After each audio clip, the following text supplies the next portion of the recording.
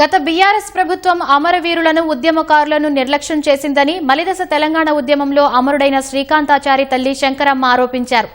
స్వరాష్ట్ర సాధన కోసం తమ కుమారుడు ప్రాణాలు అర్పిస్తే ఏ జిల్లాకు గాని ప్రభుత్వ భవనాలకు గాని శ్రీకాంతాచారి పేరు పెట్టలేదని ఆమె ఆవేదన వ్యక్తం చేశారు. కాంగ్రెస్ ప్రభుత్వం వచ్చాక ఆమెకు తెలంగాణ మహిళా కమిషన్ సభ్యురాలిగా బాధ్యతలు అప్పగించినందుకు ముఖ్యమంత్రికి శంకరమ్మ కృతజ్ఞతలు తెలిపారు.